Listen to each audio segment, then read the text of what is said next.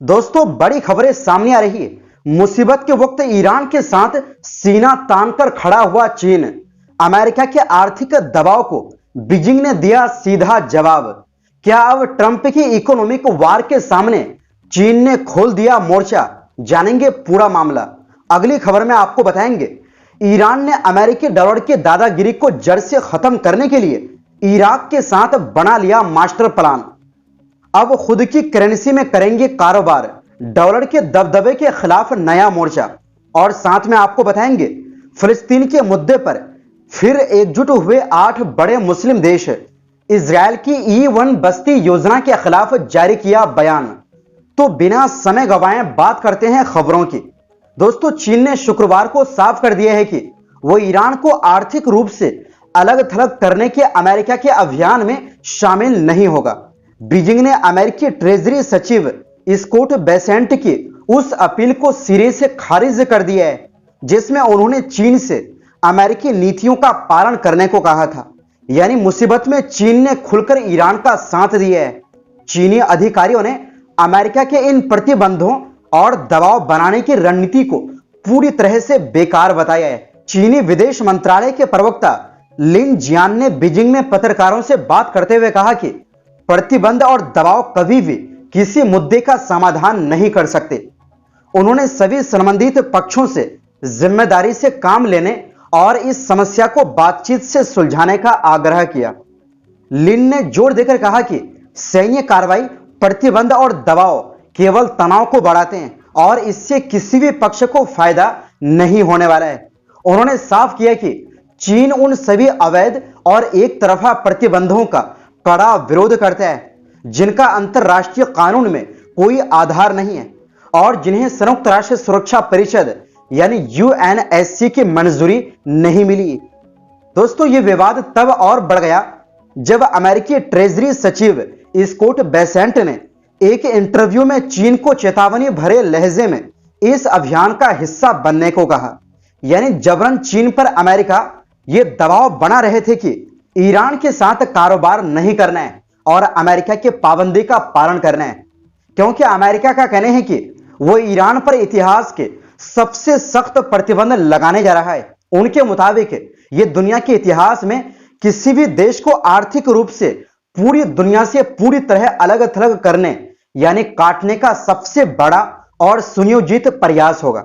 यही नहीं, अमेरिका ने यह भी चेतावनी दी कि जो भी देश ईरान के साथ तेल का व्यापार करेगा, पैसों का लेन देन करेगा या जहाजों की आवाजाही जारी रखेगा, अमेरिका उसके खिलाफ अपनी पूरी ताकत का इस्तेमाल करेगा।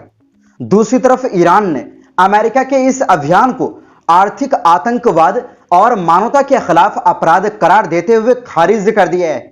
ईरान के विदेश मंत्री अब्बास अरागची ने सोशल मीडिया प्लेटफॉर्म पर लिखा कि यह तथाकथित इकोनॉमिक डी-डे असल में अमेरिका के अपने आंतरिक संकट जैसे रिकॉर्ड तोड़ कर्ज और बढ़ती ब्याज दरों से ध्यान भटकाने की एक चाल है।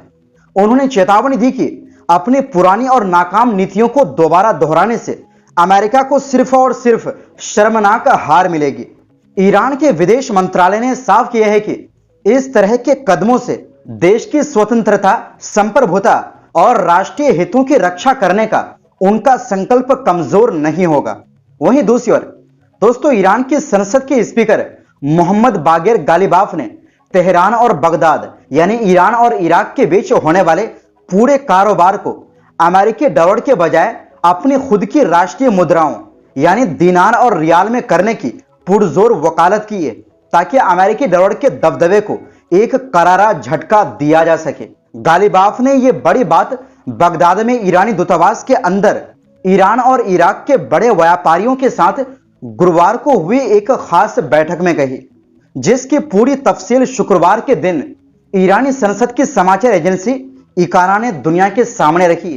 उन्होंने साफ लफ्जों में कहा कि आज हमारे पास ये बेहतरीन मौका है कि हम अपनी खुद की करेंसी में व्यापार करें और अमेरिकी डॉलर की चौधराहट को खत्म कर दें, क्योंकि दुनिया पर अमेरिका के दादागिरी का दौर अब पूरी तरह खत्म हो चुका है। लेकिन ईरान और इराक इस नए दौर के सुनहरे मौकों का पूरा फायदा उठाने में कहीं ना कहीं चूक रहे हैं और आज भी 50 साल पुराने घिसे पीटे तरीकों से ही व्यापार कर रहे हैं, जिसे अब फौरन बदलना होगा। दोस्तों, डॉलर के खिलाफ ना सिर्फ ईरान बल्कि दुनिया भर के कई देश डॉलर की बादशाहत को खत्म करने के लिए तैयार है। खैर, गालिबाफ ने अमेरिका और इजराइल पर तीखा हमला बोलते हुए कहा कि वाशिंगटन और इजरायली हुकूमत को यह बात अच्छी तरह समझ आ चुकी है कि वो सीधे और आमने सामने की फौजी जंग में ईरान और इराक से कभी नहीं जीत सकते। इसलिए अब वो सीधे तौर पर हमारे खिलाफ दिमागी और आर्थिक जंग खेल रहे हैं। ईरान पर जंग चाहने के झूठे आरोपों को सिरे से खारिज करते हुए उन्होंने बहुत गहरी बात कही कि जिन लोगों ने खुद जंग की मुसीबत और दर्द को झेला है, वो अमन और शांति की असली कीमत उन लोगों से कहीं ज्यादा बेहतर समझते हैं जो सिर्फ बैठकर इस पर बड़ी बड़ी बातें करते हैं। इसके साथ ही उन्होंने डिप्लोमेसी का एक बहुत ही कड़क कायदा समझाते हुए कहा कि बातचीत का असर दुनिया पर तभी होता है जब पीठ पीछे आपकी फौजी तैयारी पूरी तरह चाक चौबंद हो, क्योंकि अगर हम हर वक्त जंग के लिए पूरी तरह तैयार नहीं रहेंगे तो टेबल पर बातचीत के दौरान कोई भी हमारी बात को तवज्जो नहीं देगा और ना ही कोई हमें भाव देगा। इसलिए अपनी हिफाजत के लिए हर वक्त फौजी तौर पर तैयार रहना बेहद लाजमी है। वहीं दूसरी ओर दोस्तों, शुक्रवार के दिन तुर्की समेत दुनिया के 8 बड़े मुल्कों ने फिलिस्तीनियों की सरजमीन पर इजरायल के लगातार बढ़ते अवैध कब्जे और उसकी जालिम नीतियों के खिलाफ एक बहुत ही बड़ा और साझा बयान जारी किया है। इस संयुक्त बयान में तुर्की, मिस्र, इंडोनेशिया, जॉर्डन, पाकिस्तान, कतर, सऊदी अरब और संयुक्त अरब अमीरात यूएई के विदेश मंत्रियों ने साफ लफ्जों में इजरायल की नई E1 बस्ती योजना को सिरे से खारिज करते हुए उसकी पुरजोर निंदा की है। इन इस्लामी देशों ने इजरायली बस्तियों में रहने वाले उपद्रवियों द्वारा बेकसूर फिलिस्तीनियों और उनकी संपत्तियों पर किए जा रहे तशद्दुद यानी जुल्म और हिंसा की सख्त मुखालफत की है और कहा है कि ये घिनौनी हरकतें अंतरराष्ट्रीय कानूनों और इंसानियत का खुला उल्लंघन है जो पूरे इलाके के अमन चैन को गारत कर रही है। मंत्रियों ने पूरी दुनिया को आगाह करते हुए कहा कि इजरायल की ये E1 योजना एक बेहद खतरनाक उकसावा और साजिश है जिसका मकसद वेस्ट बैंक और पूर्वी यरूशलेम के बीच फिलिस्तीनी इलाकों के आपसी जुड़ाव को हमेशा के लिए काट कर वहां की जमीनों को हड़पना है।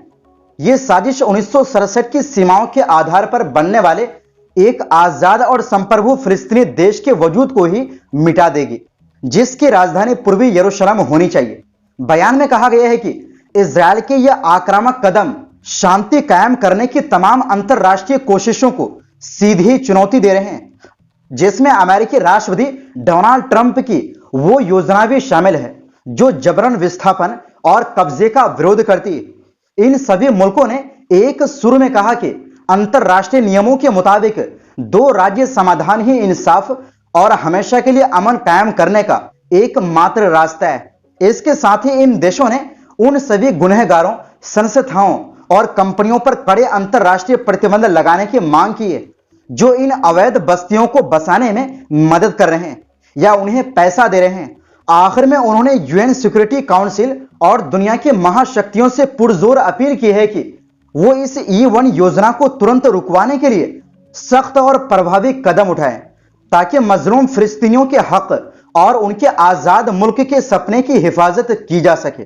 तो फिलहाल के लिए इस रिपोर्ट में बस इतना ही।